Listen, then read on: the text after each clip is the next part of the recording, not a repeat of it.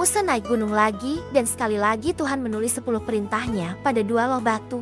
Ketika Musa turun, dia menunjukkan perintah-perintah Tuhan itu kepada umatnya dan semua orang berjanji menaatinya. Tuhan berkata, kamu semua keras hati dan suka menentang.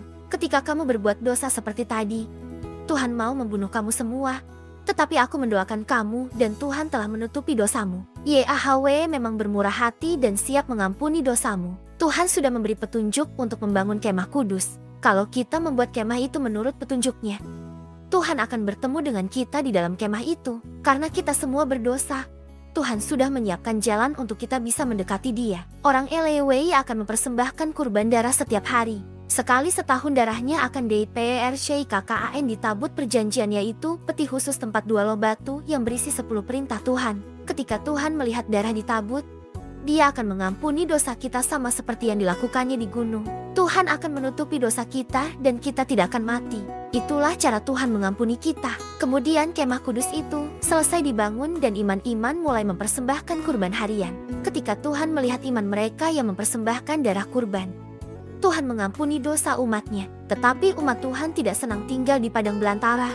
Jadi mereka selalu mengomel. Suatu hari, mereka dihukum Tuhan karena ketidakpercayaan dan keluhan mereka. Hai, lihat, ular, banyak ular. Tuhan mendatangkan banyak ular berbisa masuk ke kemah mencari-cari tempat hangat. Tuhan murah hati tetapi Dia tidak akan terus-menerus membiarkan dosa. Keluaran 34 ayat 28-32. Keluaran 39 ayat 32. Bilangan 21 ayat 5-6. Segera perkemahan mereka penuh dengan ular-ular berbisa.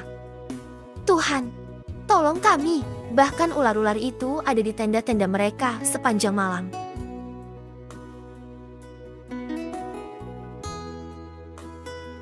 Bahkan anak-anak menderita karena dosa orang tuanya. Bilangan 21 ayat 6. Di seluruh perkemahan terdengar teriakan dan jeritan orang-orang yang kesakitan dan kesedihan.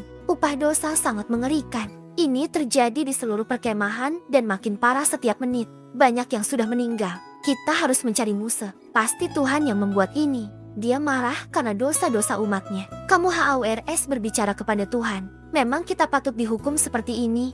Tetapi mohonkan kemurahan Tuhan. Kapan umat Tuhan akan mengerti bahwa Tuhan sungguh-sungguh membenci dosa? Mereka harus menaati perintahnya dan hidup sebagai bangsa kudus.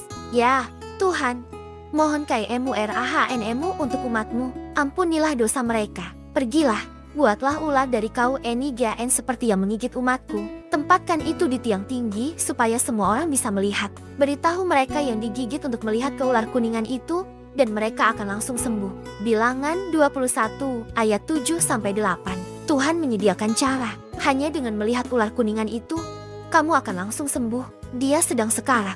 Tidak, Tuhan sudah menyediakan cara. Buka saja matamu dan lihat. Lihat dan kamu akan hidup. Itu mujizat. Kita harus memberitahu yang lain. Betul kata Musa, aku akan meyakinkan orang lain.